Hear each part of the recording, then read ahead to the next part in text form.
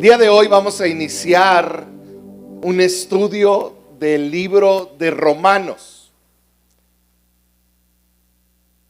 El libro de Romanos yo lo considero, y muchos teólogos lo consideran, el libro de los libros más importantes de toda la Biblia, porque es un libro que expresa lo que es el Evangelio. A veces nos es difícil definir qué es el Evangelio, y unos entienden una cosa, otros entienden otra.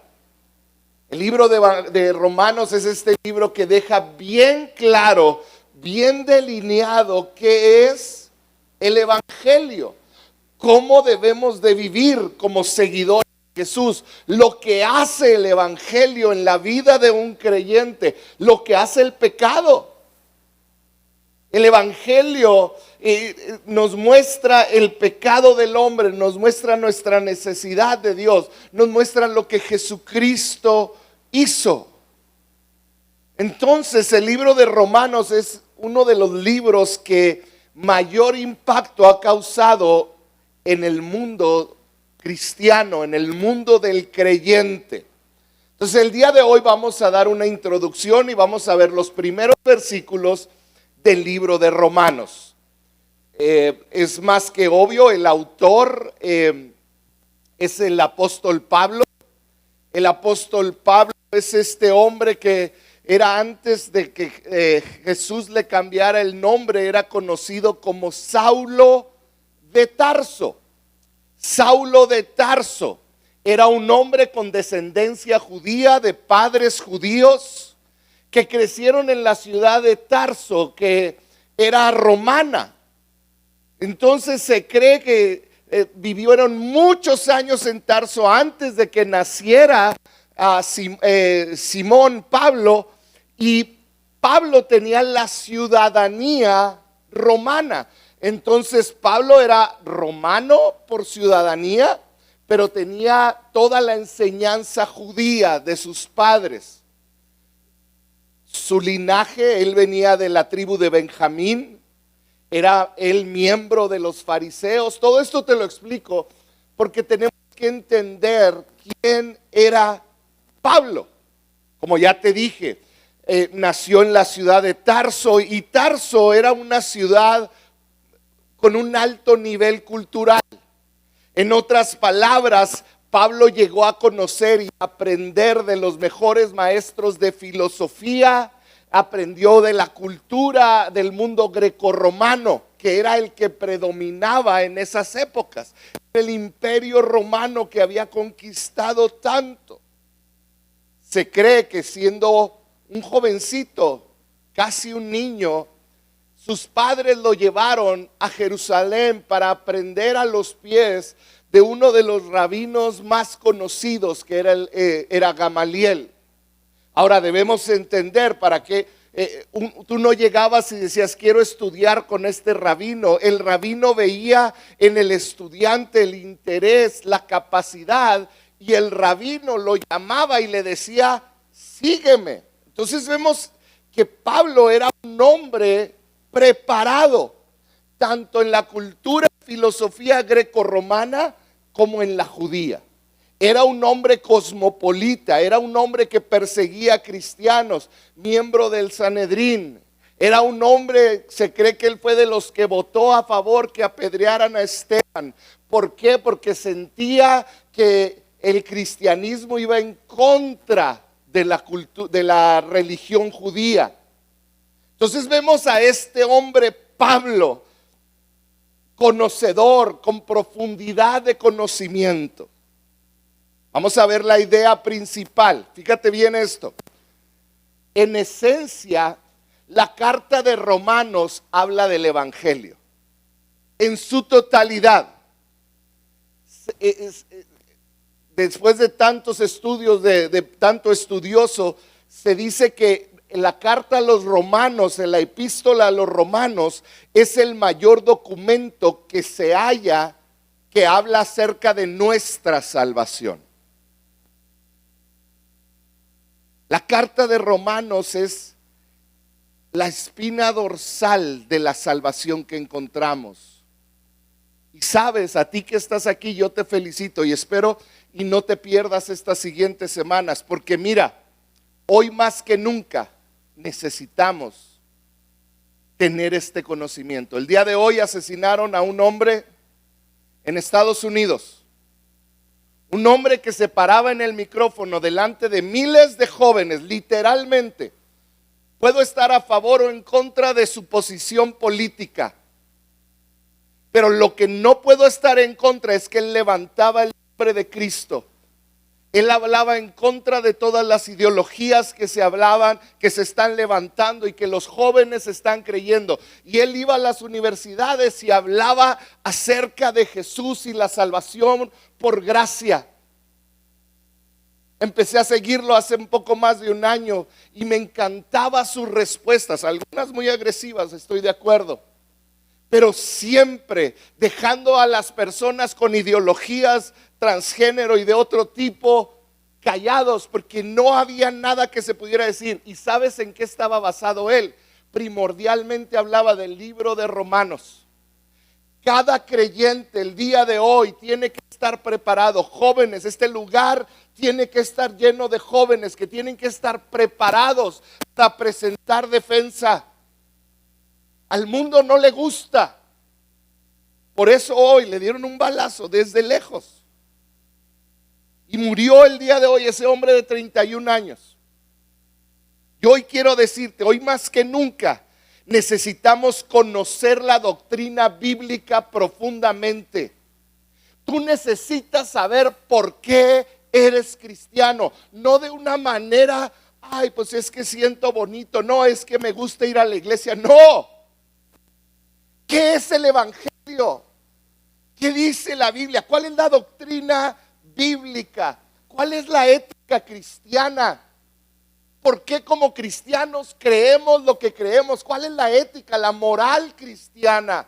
Que le guste o no al mundo, ha marcado las sociedades a través de las épocas. Pero ¿cuál es esa ética? Porque hoy pareciera que con las ideologías y los cambios, esa raya se ha borrado. Yo quiero decirte que el libro de Romanos sigue siendo igual de claro. La Biblia sigue siendo clara. ¿Cuál es nuestra verdadera fe? ¿En qué creemos? Si alguien te pregunta ¿en qué crees? La otra vez estaba cortándome el pelo y me decía el que me estaba cortando el pelo, se acaba de ir un hombre que cree en el budismo y todo el tiempo me está hablando del budismo y yo me quedé callado. Y yo le empecé a decir, ¿pero qué te enseña el budismo? Y yo pude empezar a hablarle de Cristo. Tenemos que conocer la fe que descansa en la obra de Dios. Y déjame te digo algo, aquí está la situación. Una fe que descansa en la obra de Dios, apréndetelo bien, se enfrenta al sistema humanista. Lo que estamos viendo en nuestras sociedades, en México principalmente, es un sistema humanista, un sistema que pone al hombre por encima de todo y sus deseos. Pone al hombre como centro, pero ese no es el evangelio de Cristo. Pudiera parecer muy romántico el ver por las necesidades, pero ese no es el evangelio. Tenemos que hacernos conscientes de la única e inalterable obra de Dios. La única e inalterable obra que Dios hizo a favor de nosotros, a favor del hombre. ¿Para qué? Para llevarnos a Él por medio de su gracia que encontramos en la cruz del Calvario. Tenemos que aprender del evangelio. ¿Qué es el evangelio? Pablo lo dijo ahí mismo en Romanos. El evangelio es, di conmigo es. Eso es lo que es el evangelio. Es poder de Dios para salvar a todo el que cree. El evangelio es poder de Dios. Y ahí encierra tanto, porque ese poder no dice que es para cualquier otra cosa, es para salvar al hombre. no para hacerlo feliz. No es poder de Dios para que todo te salga bien. Ese no es el evangelio.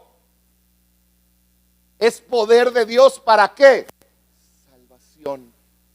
Es poder de Dios para salvación. El poder de Dios que salva de la condenación eterna es el mismo poder que te santifica para vivir una vida de acuerdo a esa salvación. ¿Quién tuvo de joven aquí un sueño de jugar en algún equipo profesional o hacer algún deporte profesionalmente? Levanten su mano. Pero se les fregó la rodilla como a mí. ¿Verdad que sí? ¿Qué te pasó a ti, Ángel? ¿Qué querías jugar? Fútbol americano. En la prepa del Cham. ¿Cuántos les gustaría ir a un estadio de fútbol americano profesional de la NFL? Ponerte el casco, el equipo y entrar al campo. El equipo de Dios, los Vaqueros de Dallas, que Dios los ve cada juego desde el cielo. ¿Te imaginas?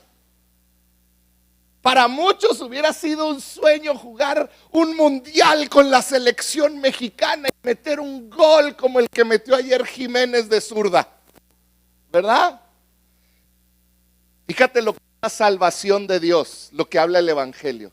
Dice que Dios salva de la condenación eterna y te capacita para vivir. Te lo voy a poner en un ejemplo burdo. Imagínate que tú no tienes, porque se te fregó la rodilla y la panza te creció, no tienes oportunidad de llegar a la selección. Pero de repente Dios dice, te devuelvo tu rodilla, te quito la lonja y te doy talento que no tenías. Te doy los contactos y vamos a llamarle a eso la salvación. Ya estás en el equipo. Pero luego estás ahí y te das cuenta que no eres muy bueno. Dios no nomás nos salva y nos mete a su equipo, sino que nos da la fortaleza, nos da la capacidad de vivir esa vida. Yo quiero que lo veas así. Cuando Cristo nos salva, nos mete a su equipo y nos da la capacidad de ser titulares y de jugar en el juego de la vida. Nos da la capacidad, el poder. Esa es su gracia. Su gracia no nomás te salva, su gracia te capacita. Ese es el parte del evangelio. Romanos 1:16 dice, porque no me avergüenzo del evangelio, dijo Pablo, pues di conmigo es ese poder que me salva, que me capacita. Es el poder de Dios para la salvación de todo el que cree. ¿De cuántos? Pero hay una cosa que se necesita: creer. Entonces vemos que esta carta de Romanos está escrita para la iglesia en Roma. Esta iglesia en Roma era una iglesia que no fue fundada por Pablo, pero se cree que alguien de los que lo oyó en alguno de los otros lugares que Pablo andaba predicando, regresó a su ciudad y fundó la iglesia en Roma. Entonces Pablo le escribe a la iglesia en Roma, no para regañarla, no para instruirla, le escribe para expresarle lo que es el evangelio y lo que está viviendo y que le ayudaran a enviar misioneros. La iglesia en Roma tenía judíos y tenía no judíos o gentiles, personas que no venían del trasfondo judío, de la religión judía, no eran israelitas. La mayoría se cree que eran no judíos. Esa carta fue escrita en el año 57 o 58 después de Cristo, mientras Pablo estaba en Filipos. Ahora, fíjate, vamos a leer el primer versículo. ¿Estás conmigo? Ponle ahí en tu nota, Romanos 1:1. Dice así, fíjate cómo se presenta. Dice, yo Pablo, esclavo de Cristo Jesús. Esa es su presentación. La nueva versión, la nueva Biblia de las Américas dice Pablo, siervo de Cristo Jesús. La nueva versión internacional también llama siervo. Y usan estas palabras, esclavo o siervo. Pero cuando yo leí la palabra esclavo se me hizo muy fuerte. ¿Cómo te gustaría yo que les llamara más a los que sirven aquí en el estacionamiento? ¿Los esclavos de estacionamiento o los siervos de estacionamiento? ¿Qué les parece si votamos? O más sencillo, ahorita que los tengo aquí, ¿los esclavos de la alabanza o los siervos de la alabanza? Esclavos debería de ser, ¿verdad? A partir de hoy les voy a llamar el grupo de esclavos de la alabanza. Pásenle a ministrar, por favor.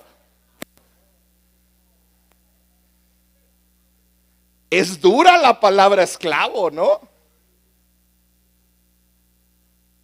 Los esclavos de los niños. A ver, vayan a dar clase, por favor.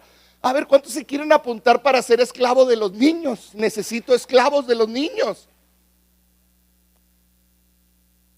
La palabra esclavo no tiene un contexto bonito, a nadie le gusta, pero Pablo se identifica a sí mismo como esclavo. Él dice, no me llamen Sam el de la batería, llámenme Sam el esclavo de los salmos para mi Señor. El esclavo. Y no lo dice como algo que lo avergüence, sino como un honor. Fíjate bien esto, lo dice como si fuera algo que le trae gloria a él. Soy un esclavo del Señor. Entonces, cuando leo esta palabra, me empieza a hacer corto en la cabeza, porque se presenta de una manera para nosotros tan peyorativa. La palabra, fíjate bien esto, porque esto puede cambiar la historia de tu cristianismo. La palabra es la palabra duolos en el griego. Di conmigo duolos. Duolos. Duolos quiere decir esclavo. Si te lo quieres aprender, eso quiere decir esclavo. Se usa, fíjate bien esto, con la más alta dignidad en el Nuevo Testamento. Es decir, fíjate bien, de los creyentes que voluntariamente viven bajo la autoridad de Cristo como sus devotos seguidores. Voluntariamente dicen, yo pierdo todos mis derechos. Más adelante Pablo va a decir que Cristo nos compró. Entonces, sí fuimos comprados, pero hay dos tipos de esclavos: los que hacen las cosas a fuerzas y aquellos que voluntariamente viven bajo la autoridad de Cristo. Duolos son los que viven voluntariamente. Entonces, una traducción correcta es esclavo por amor. En otras palabras, no soy esclavo porque me dicen, ¿por qué no baila? Porque no debo de bailar. Y ahí estás, ¿verdad? ¿Y por qué dejó de fumar? Porque no de fumar. Porque ya no dice malas palabras, es que ya no debo de. Y pareciera que es un sacrificio. El que es duolos entiende una cosa: voluntariamente vivo bajo la autoridad de Dios. En otras palabras, considero mi privilegio más grande servir a mi amo. Un duolos es aquel que el amo le dice, estás libre de mi servicio, puedes irte a hacer lo que quiera. Y duolos se queda sirviendo a su amo, aunque no le paguen. ¿Sabes por qué? Porque ama a su amo. Esa es la gran diferencia entre el concepto de esclavo que tenemos a un duolos, un esclavo por amor. Pablo está diciendo, yo soy un esclavo por amor. Yo he decidido entregar, ¿te acuerdas todo lo que vimos que Pablo estudió? Pablo está diciendo, yo lo dejo todo porque lo amo. Porque Él me ha dado algo que no tengo nada con qué pagarlo más que con mi vida. Duolos implicaba 4 cosas, fíjate bien. Implicaba una obediencia absoluta. No porque se la pedían, era una obediencia que Él daba voluntariamente. El duolos da una obediencia absoluta voluntaria. En otras palabras, fíjate bien esto, es que esto es tan profundo. Para duolos, Duolos no tiene otra ley que la palabra de su amo. Le pueden decir otras cosas afuera, pero Duolos dice: mi ley, lo único que me rige es las palabras de aquel que yo amo. Ese es Duolos. Duolos es el que dice: ya no tengo mis derechos. Yo pudiera vivir buscando mis derechos, lo que yo merezco, lo que yo soy, pero yo entrego mis derechos ante mi amo. Implica una obediencia absoluta. Número 2, implica una humildad absoluta. Una humildad absoluta. ¿Qué es esto? Ya no pienso en mis derechos, ahora pienso en mis deberes. Es un hombre, una mujer que sirve con humildad absoluta, que se ha puesto a sí mismo al servicio de Dios porque Dios es su amo. Número 3, tiene una lealtad absoluta. Alguien que es leal, ha sacrificado sus intereses personales y ha dicho: ahora vivo por algo mayor, este es por el que vivo. Su provecho y preferencias personales no entran en sus cálculos, su lealtad es totalmente para Dios. Y número 4, encierra su gloria. El título Duolos encierra la gloria de Dios reinando sobre tu vida. Es gloria que no mereces viviendo en ti. Eso es Duolos. Duolos era esta obediencia absoluta, humildad absoluta, lealtad que mostraba la gloria de Dios a las personas. Esta era la pasión de Pablo. Pablo, al igual que Santiago, porque si hace un año estudiamos Santiago y así igualito comienza Santiago 1. ¿Te digo algo? Le hice copy paste de Santiago, te lo enseñé hace un año y medio. Ahí está en las redes. Son las mismas notas de Duolos. Duolos es un esclavo por amor. Tenemos que vivir como esclavos. En el Antiguo Testamento el término era Ebed, que era lo mismo, era la traducción en hebreo de Duolos. Moisés se definió a sí mismo como Ebed. Josué y Caleb en Josué 24 y Números 14 se describieron a sí mismos como Ebed o Duolos en griego. Job, Isaías se pusieron Ebed o Duolos, porque ser un esclavo por amor es el distintivo de cualquier creyente. Los profetas Amós, Zacarías, Jeremías se describieron a sí mismos como Ebed, esclavos por amor. Como cristianos, hoy en el 2025, eso debemos de ser, esclavos por amor. Fíjate bien esto. Al tomar el título de Duolos, Pablo se coloca en la gran lista de los que hallaron la libertad, la paz y la gloria en la perfecta sumisión a la voluntad de Dios. Hay muchos aquí que están pensando: es que esa no es vida. Eso se llama fanatismo. Yo no puedo creer que Dios me pida eso. Y cuando pensamos así, ¿cómo Dios me va a pedir eso? ¿Cómo es que yo le voy a entregar todo lo que soy? Empezamos a buscar la libertad, la paz y la gloria en el mundo. Empezamos a tratar de buscar la libertad liberándonos de toda atadura. ¿Y sabes qué le ha pasado al mundo por buscar esa libertad? Se está perdiendo cada vez más. Hay más tristeza, más depresión. Hay suicidios como nunca antes. Hay hombres matando a otros hombres. Mientras buscan la paz, caen en la falta en los niveles de ansiedad y depresión más grandes que ha existido en los últimos 30, 40 años. Buscan la gloria y encuentran la muerte. Porque buscando libertad terminaron atados.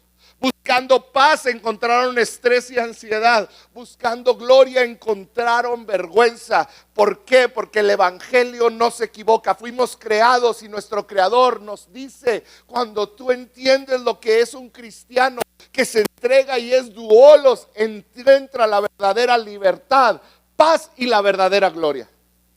Es ahí donde la encuentras. En pocas palabras, la única grandeza a la que un cristiano puede aspirar es a la de ser duolos. Yo quiero ser duolos. No quiero vivir atado a las cosas que este mundo ofrece. Sigue diciendo Pablo en el mismo versículo 1. Yo, Pablo, esclavo de Cristo Jesús, elegido para ser apóstol. Pablo comienza con su posición delante de Dios y luego dice, esto es mi propósito. Esta es mi tarea. Esto es lo que Dios me encomendó.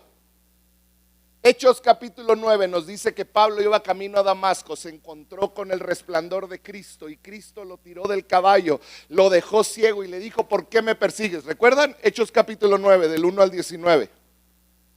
Después de eso, Pablo fue instruido y fue enviado. Di conmigo, enviado. Porque duolos no se queda en su lugar. Duolos entiende que el amo, nuestro rey, tiene un plan. Y entonces él nos llama y luego nos envía, nos comisiona, nos da una comisión. Y Pablo está dejando clara que tiene la autoridad directa de Cristo para enseñar el evangelio. Dice, fui elegido por Dios como apóstol. Apóstol es un mensajero. Apóstol no es el que tiene 10 iglesias y le dan mucho dinero. Un apóstol es un mensajero, alguien que lleva el mensaje. Sigue diciendo la siguiente parte. Dice, y fui enviado a predicar, a hablar la buena noticia. Vas a encontrar que a lo largo de todo el estudio te voy a poner dos versiones. Es para que veas las diferentes traducciones. La Nueva Biblia del lenguaje actual dice apartado para. Una dice enviado a y el otro dice apartado para.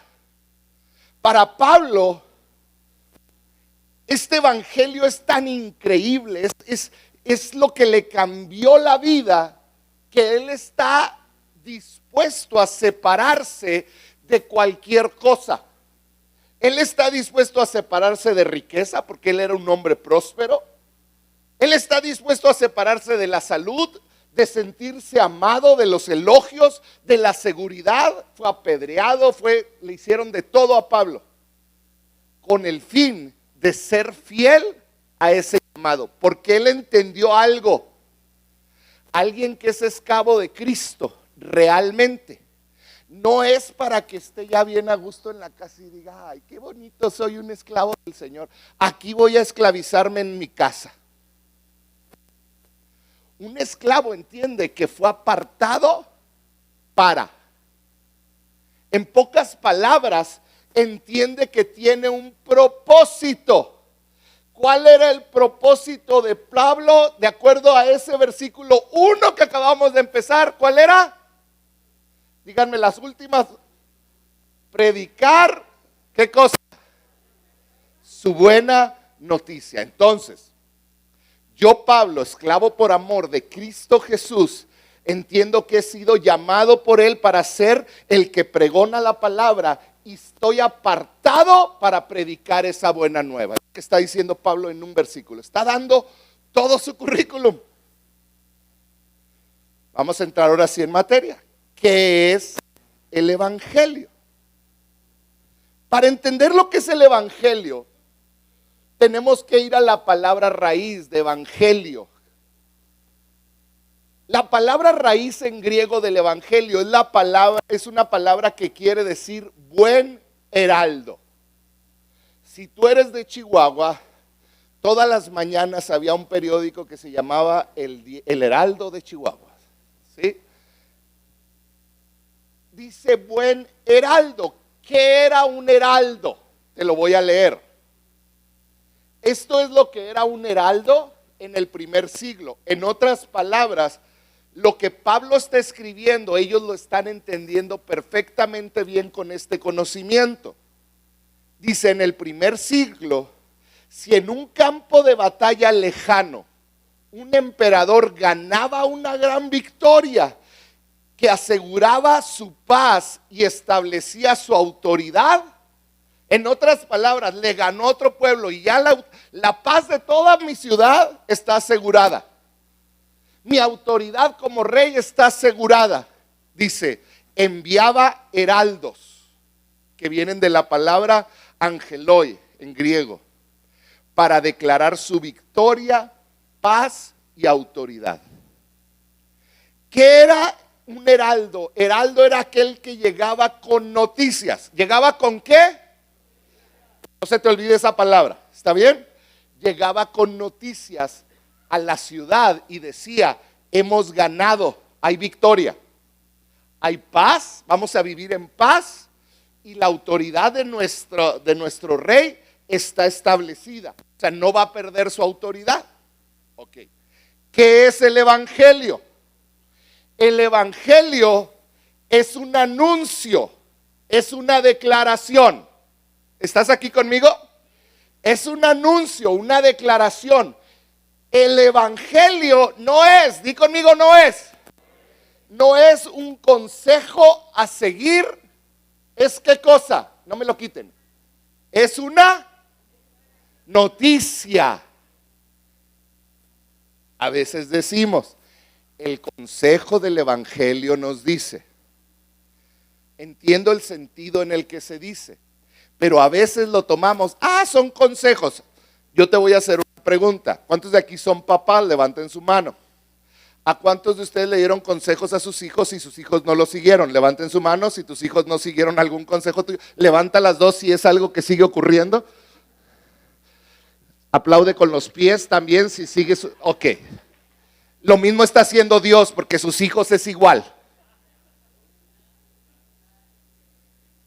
A veces creemos que el evangelio es un consejo. No, el evangelio no es un consejo, es una noticia. ¿Qué dice la noticia? La noticia dice que nuestro rey ganó la victoria, podemos tener paz y su autoridad está segura. ¿Sí? Eso es la noticia del evangelio, eso es lo que hace un heraldo. A veces vamos y le predicamos a alguien y le decimos, no hermano, yo te aconsejo que ores, Dios te va a hablar, échale ganas, ve a la iglesia. Ese no es el evangelio, son buenos consejitos, ¿sí me explico? El evangelio le dice, Cristo ya venció sobre cualquier problema. Cristo ha vencido. Él en la cruz del Calvario venció. Tú puedes vivir en paz porque Él ganó esa paz. Y el evangelio, gracias Eric, el evangelio no son consejitos, son noticias de algo que ya sucedió. Eso es. Entonces vamos a dejar algo claro. El evangelio no es de Pablo porque muchos dicen, es el evangelio de Pablo. No. Es el evangelio de Jesucristo predicado y hablado por Pablo. No es de Pablo, es el evangelio de Cristo. El evangelio no se originó en Pablo. Pablo no inventó el evangelio. Pablo fue una persona, un esclavo que estuvo dispuesto a sacrificar todo por llevar ese evangelio. Y le doy gracias a Dios por hombres como él. Pero es un hombre como tú y como yo. Entonces, di conmigo entonces. Nosotros, así como Pablo, no tenemos la libertad de cambiar el evangelio para que suene más atractivo en estos días. No tenemos la autoridad para manipularlo para que sea más cómodo para nuestras vidas. ¿Está claro? Son unas noticias de algo que sucedió en la cruz del Calvario, se ganó la victoria sobre Satanás y el evangelio exige duelos, Y por ser lo más cómodo podemos tratar de cambiarlo y hacer más humanista. Por eso el libro de Romanos va unido al libro de Gálatas. Son dos cartas paralelas. Hay un gran paralelismo. Porque hablan del evangelio puro. No podemos manipular el evangelio ni cambiarlo. A este lugar ha venido gente con todo tipo de creencias, con todo tipo de ideologías, que tienen una necesidad, vienen y sienten bonito y encuentran a Cristo. Y mientras predico cosas de la familia y cosas que son reales también, están felices. Pero cuando llego a puntos neurálgicos, a puntos donde el evangelio hace corto, me convierto yo en un intolerante. Yo no tengo autoridad para cambiar el evangelio, ni tú. El evangelio no cambia. Número 2, el evangelio no es algo nuevo. Fíjate lo que dice el versículo 2, pongan el versículo 2. Dice, Dios prometió, di conmigo prometió. Prometió esas buenas noticias hace tiempo por medio de sus profetas en las Sagradas Escrituras. Muchos creen que cuando vino Cristo se inventó el evangelio. Si tú lees desde el Génesis, se habla de Cristo. Hay sombras de Cristo. Desde el inicio, el plan de salvación de Dios iba a ser por medio de su Hijo Jesucristo. Y Pablo está diciendo, no vengo con algo nuevo. Dios prometió esas buenas noticias por medio de sus profetas. Léanlo en el Antiguo Testamento, les está diciendo. Todo el Antiguo Testamento trata del evangelio. Todas las escrituras apuntan a Jesús. Esas escrituras son la base sobre la cual Pablo está parado, confiado, como el heraldo de Dios. Pablo está diciendo, yo estoy confiado. Fíjate lo que dice, tercer punto, el contenido del evangelio es su Hijo Jesús. El evangelio, el centro del evangelio no es el ser humano, es Jesús. Él es el centro de todo. La buena noticia, dice el versículo 3, trata del ser humano, trata de mis necesidades, trata de mi dolor. ¿Verdad que no dice eso? Dice, trata de su Hijo. ¿De quién trata el evangelio? Es acerca de Cristo en su vida terrenal. Él fue descendiente del rey David. Dice, el evangelio se centra en Jesús. Trata de una persona, no de un concepto. Jesús no es un concepto, no es una idea, es una persona. Trata de Él y no de mí. Trata de Él y no de nosotros. Nunca comprenderemos el evangelio hasta que entendamos que no es esencialmente un mensaje acerca de nuestras vidas, nuestros sueños o nuestras esperanzas. El evangelio habla de todas esas cosas y las transforma, pero solo porque no se trata de nosotros, se trata de Él y de su amor a ti. Pero el centro del evangelio es Él. Los propósitos que debemos perseguir son los de Él, no los nuestros. Esclavo por amor. Toda la carta se trata de duolos. Toda la Biblia se trata de duolos. Yo soy un esclavo del creador, de mi creador, de Dios. ¿Cuáles son las características de este Hijo de Jesucristo? Era completamente humano, dice, nació de la descendencia de David. Él es el que cumplió todas las promesas que hablaron en el Antiguo Testamento. Entonces, Él es completamente divino. Fíjate lo que dice el versículo 4. Y quedó demostrado que era el Hijo de Dios. ¿Cuándo? Era totalmente hombre. Él vino y cumplió todas las profecías, dice, y quedó demostrado que Él era divino, el Hijo de Dios, cuando fue resucitado de los muertos mediante el poder del Espíritu Santo. Él es Jesucristo, nuestro Señor, el centro de nuestro evangelio, del cristianismo y de nuestra vida, al cual debemos de servir y rendirnos como dueños, como esclavos que sirven a su amo por amor. Su resurrección y su ascensión son la prueba de que Él reina a la diestra del Padre. ¿Cómo sabes que Él está reinando a la? Dale un aplauso al Señor.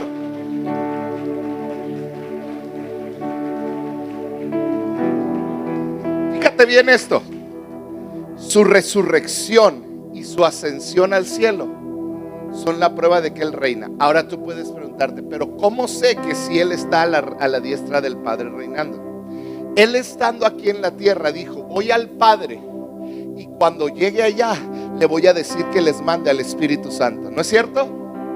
Cuando Él llegó allá al Padre y Él se sentó a la diestra del Padre en el día de Pentecostés, Hechos capítulo 2, vino el Espíritu Santo y fue derramado sobre toda criatura. Y ahora cada vez que una persona entrega su vida realmente a Cristo, el Espíritu Santo entra como un sello de que Él está sentado a la diestra del Padre, que Él ganó la victoria, ganó tu paz, ganó tu seguridad, y que ese trono no se va a perder porque su autoridad está segura por medio del sacrificio de Cristo.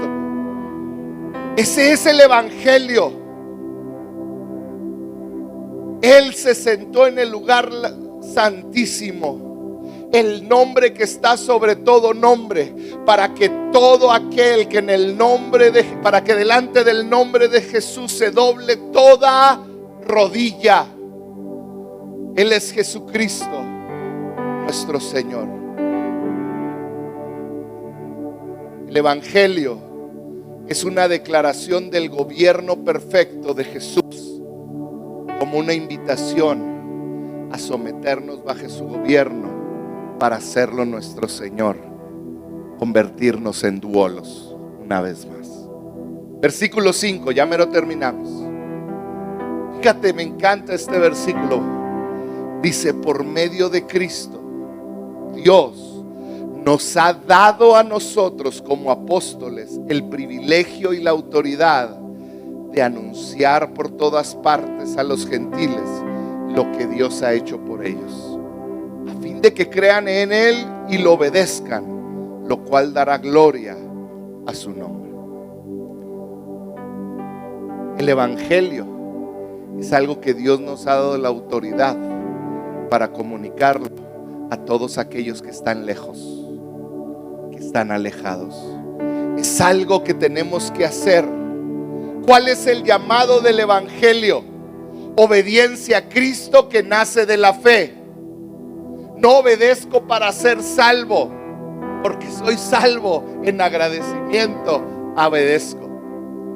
Obediencia es lo que me llama el evangelio. Y número 2, me llama a una verdadera fe. Inevitablemente produce obediencia.